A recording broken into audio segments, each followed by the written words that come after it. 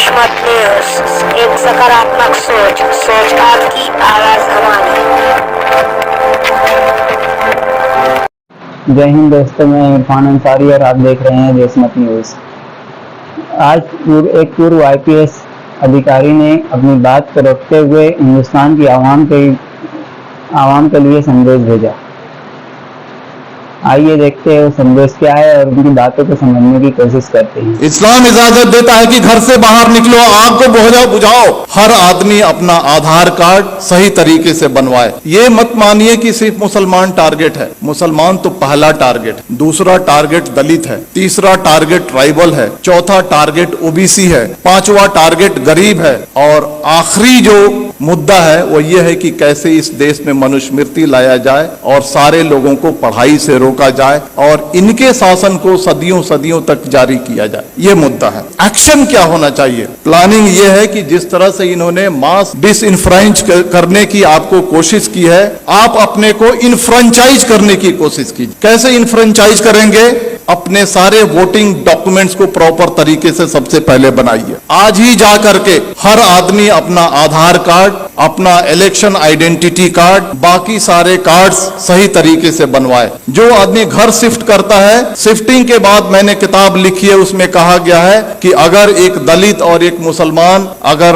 अपने घर को शिफ्ट करता है तो उसके नाम को डिलीट कर दिया जाता है। आप जहां पर जाते हैं नए तरीके से अपने नाम को ऐड कीजिए। आपके मेल को फीमेल लिखा जाता है, आपके फोटो को चेंज कर दिया जाता है। बीजेपी के लोग फॉर्म नंबर 7 के थ्रू आपके वोटर आइडेंटिटी कार्ड को चैलेंज करते हैं। बिना इंक्वायरी के इलेक्शन कमीशन आपके वोटर आइडेंटिटी कार्ड को खत्म कर देता है। आप सजग नहीं है। सबसे पहले आप सजग होइए। सबसे पहले अपने कार्ड्स बनाइए। कार्ड्स बनाने के बाद जो वोटर लिस्ट है उसको उठाइए और देखिए कि महमूद आलम अगर लिखा हुआ है तो उसका स्पेलिंग सही है क्या? हम मेल हैं तो मेल है क्या? फीमेल है तो फीमेल है क्या? हमारा फोटोग्राफ है क्या? इन सारी चीजों को इंश्योर कीजिए और इंश्योर करने के बाद आप यूनाइट होइए। और यूनाइट होने के बाद जिस तरह से इलेक्टोरिकली ये सरकार आपके सर पे बैठी है, उसी तरह से इलेक्टोरिकली इस सरकार को उठा के फेंक दीजिए। जिन लोगों ने कहा था माइनॉरिटीज, मुस्लिम्स, क्रिश्चियन, सिख, बौद्ध, जैन, पारसी 19.6% है, लगभग 20% है। दलित 16.5% है, कितना हो गया? 36.5%। ट्राइबल 8.5% है, कितना हो गया? 45% हो गया। अगर सेकुलर जो हमारे OBC हैं और सेकुलर जो हमारे अपर कास्ट हैं, अगर इनको मिला दिया जाए तो हमारी तादाद 60 के ऊपर जाती है। और अगर हम चाह लें प्रॉपर तरीके से यूनाइट हो जाए, प्रॉपर तरीके से अज़्म कर लें, प्रॉपर तरीके से साइलेंट रेवोल्यूशन के लिए अगर हम तैयार हो जाएं तो इस सरकार को हम इलेक्टोरिकली उखाड़ फेंक सकते हैं और इसके लिए आपको तैयार होने की जरूरत। तो मेरे कहने का मतलब है कि दोस्तों, ये जो सारी चीजें जो आपके सामने फैक्ट्स हो रही हैं, ये हिंसा नहीं है, ये मणिपुर नहीं है, ये कश्मीर नहीं है, ये UCC नहीं है, ये CAA नहीं है। ये एक ही है कि आपको मास स्केल पे कैसे डिसइंफ्रेंचाइज किया जाए, वोट देने के अधिकार से आपको कैसे वंचित किया जाए। इस बात को समझिए, अपने वोटिंग राइट्स को समझिए। आपकी इस देश में कदर और कीमत क्यों है?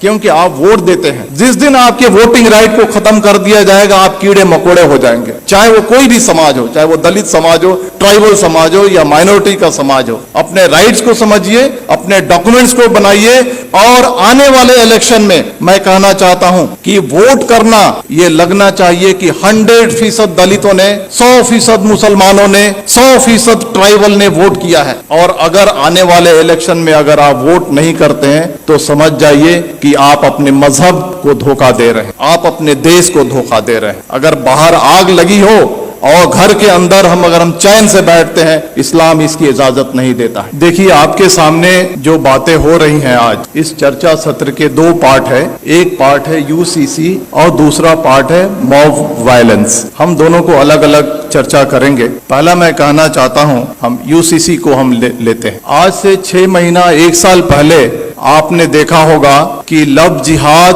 और धर्मांतरण इस देश का सबसे पहला मुद्दा था। अलग अलग रियासतें अपने अपने रियासत में कानून बना रही थी। कर्नाटक की बीजेपी सरकार कानून अलग से बना रही है, मध्य प्रदेश की सरकार अलग से कानून बना रही है, हरियाणा की खट्टर सरकार अलग से कानून बना रही है, धामी सरकार अलग से कानून बना रही है, योगी सरकार अलग से कानून बना रही है। मैं आपको कहना चाहता हूं कि हिंदू, मुसलमान, सिख, ईसाई ये सारे राष्ट्रीय स्तर के मजहब हैं भारत में। अगर एक मजहब से धर्मांतरण करके अगर कोई दूसरे मजहब में जाता है, अगर सरकार को लगता है तो ये राष्ट्रीय समस्या होनी चाहिए, तो सरकार एक कानून बना करके इस समस्या को हल क्यों नहीं करती है? मल्टीपल स्टेट्स में मल्टीपल कानून क्यों बनते हैं? सरकार का मकसद है कि लव जिहाद और धर्मांतरण के जरिए जो हमारा जो सामाजिक स्पेस है उसको कम्युनलाइज किया जाए और जो इलेक्शन का जो माहौल है उसको पोलराइज किया जाए और पॉलिटिकल बेनिफिट उठाया जाए। तो बीजेपी का जो एजेंडा है, चाहे वो लव जिहाद हो,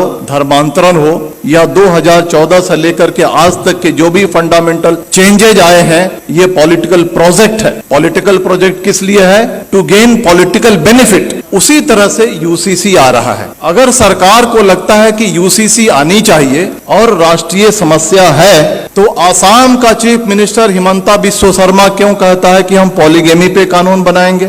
धामी सरकार उत्तराखंड का क्यों कहता है हम यूसीसी पे ड्राफ्ट लेकर के आएंगे? आप देखिएगा मेरी बात, यू मार्क माई वर्ड, कुछ दिन के बाद योगी सरकार अलग ड्राफ्ट लेकर के आएगी, कुछ दिन के बाद मध्य प्रदेश की शिवराज सरकार अलग ड्राफ्ट लेकर के आएगी। और इसका मकसद है कि ये उनका पॉलिटिकल प्रोजेक्ट है। और पॉलिटिकल प्रोजेक्ट किस लिए है? समाज को पोलराइज करने के लिए। अब सवाल उठता है कि इसका मकसद समाज को पोलराइज करने के लिए है, तो हमें क्या करना चाहिए? जहां तक यूसीसी का सवाल है, बड़े बड़े वक्ता, बड़े बड़े दानिश्वर कहते हैं सबसे ज्यादा जो नुकसान होगा वो क्रिश्चियंस को होगा, सिख को होगा, ट्राइबल्स को होगा, दलित को होगा। हमारी जिम्मेदारी है, सरकार देखिए 2014 से लेकर के आज तक जो चाहती है वो करते आई है। अगर वो चाहेगी कि यूसीसी लाएं तो हम रोक नहीं सकते हैं, लेकिन हम जो कॉन्स्टिट्यूएंट्स जो उनको वोट करते हैं उनको ये एजुकेट कम से कम कर सकते हैं कि ये जो है आपको बर्बाद करने के लिए लाया जा रहा है। इसके कॉन्स्टिट्यूएंट्स कौन है? ट्राइबल्स हैं, दलित हैं, मुस्लिम्स हैं, अदर माइनॉरिटीज हैं। इन सब को हमको एजुकेट करना है कि आपके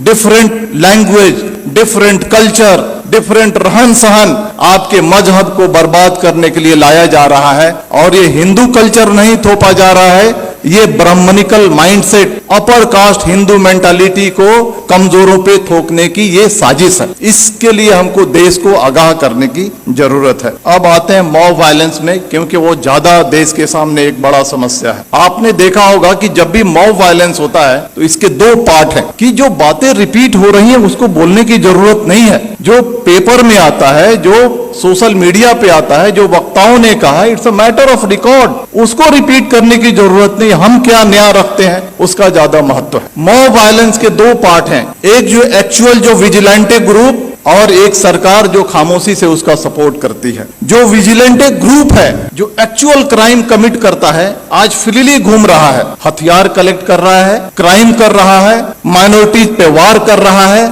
और उसको कोई छेड़ने वाला, कोई अरेस्ट करने वाला नहीं है। दूसरा जो पार्ट है आज की सरकार कितनी भी मॉब लिंचिंग हो जाए, मणिपुर हो जाए, नू हो जाए, पुन्हाना हो जाए, झिरका हो जाए, ट्रेन में फायरिंग हो जाए, दंगे हो जाए, सरकार जबान नहीं खोलने वाली है। सरकार चुप है। सरकार इज मेंटेनिंग साइलेंस। और साइलेंस को क्या कहा जाता है? साइलेंस को, खामोशी को रजामंदी कहा जाता है। सरकार वायलेंस को रजामंदी दे रही है। सरकार रजामंद है कि वायलेंस किया जाए। इसके दो पार्ट हैं, जो विजिलेंटे ग्रुप हैं और जो सरकार है, इनके मोटिव में फर्क है। जो विजिलेंटे ग्रुप है उनका मोटिव है कि हम जो कमजोर हैं उन पे हमला कर रहे हैं, उनको सबक सिखा रहे हैं, उनको तकलीफ में डाल रहे हैं और बहुत खुश हैं कि तारीख में इन्हें हमको सताया था। ये बात सही है या गलत, इसकी अलग चर्चा की विषय है, लेकिन इन्होंने हमें तारीख में हमको तकलीफ दी थी, आज हम इनको तकलीफ दे रहे हैं। वो खुश है। वो इलिटरेट, कम पढ़ा लिखा आदमी जो विजिलेंटे ग्रुप है खुश है। लेकिन जो सरकार,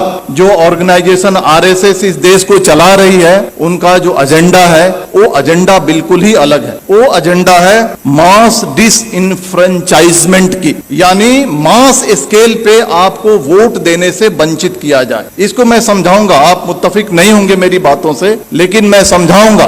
19वीं सदी में सदर्न अमेरिका में Jim Crow system of mass disenfranchisement लागू किया गया था। कोर्ट ने भी इसकी इजाजत दी थी। यह क्या है कि छोटे मोटे क्राइम में आपको पनिशमेंट हो जाए, किसी तरह की आपने अनुशासनहीनता कर दी, किसी तरह से आपने अपने लाइफ को थोड़ा सा डेविएट कर लिया, इन सारे मुद्दों पे आपको वोट देने की राइट को छीन लिया जाएगा। This is the Jim Crow system of mass disenfranchisement. वही सिस्टम सरकार धीरे धीरे इस देश में लागू करना चाहती है। चाहे वो कश्मीर का मुद्दा हो, चाहे वो मणिपुर का मुद्दा हो, चाहे वो बुलडोजर का मुद्दा हो, चाहे वो CAA का मुद्दा हो, चाहे वो UCC का मुद्दा हो, ये 5 चीजें मैंने आपके सामने रखी हैं। ये पांचों जो मुद्दे हैं, these are basically hidden agenda of mass disenfranchisement। कैसे कश्मीर से 370 हटाया गया, मोटिव ये है, उद्देश्य ये है कि वहां के पॉपुलेशन को ऑल्टर किया जाए, डेमोग्राफी को ऑल्टर किया जाए। जो मुसलमान चीफ मिनिस्टर बनता है उसको हटा करके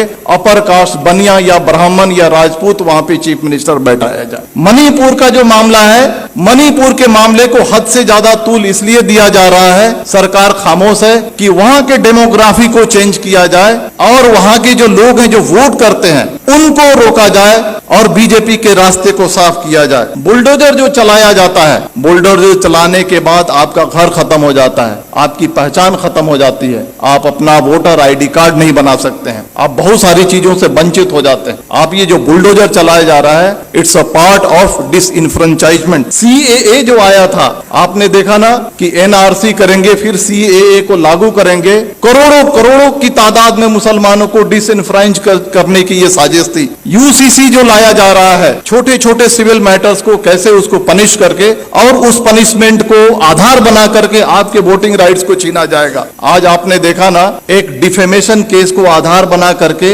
एक राष्ट्रीय पार्टी के बड़े नेता के जब उसके सदस्यता को खत्म किया जा रहा है, छीना जा रहा है, तो आपकी वोटिंग राइट्स कोई बड़ी चीज नहीं है। तो ये जो चीजें जो हमारे सामने हो रही हैं, ये आपके वोटिंग राइट्स को खत्म करने की है। लेकिन बहुत अफसोस की बात है कि ठीक है, बीजेपी के रियासतों में ये हो रहा है, लेकिन कांग्रेस रूल्ड स्टेट्स हैं, रीजनल पार्टी रूल्ड स्टेट्स हैं, OBC बेस की जो पार्टियां वो सरकार में है, जैसे बिहार है वहां पे हैं। लेकिन जब ये कम्युनल एलिमेंट्स कमजोरों पे, दलितों पे, मुसलमानों पे, अदर माइनॉरिटीज पे, ट्राइबल्स पे अत्याचार करती हैं, तो वैसी कार्रवाई नहीं करती हैं जैसी होनी चाहिए। ये बहुत अफसोस की बात। आग बुझाने का यही तरीका है कि अपने अधिकार को समझो।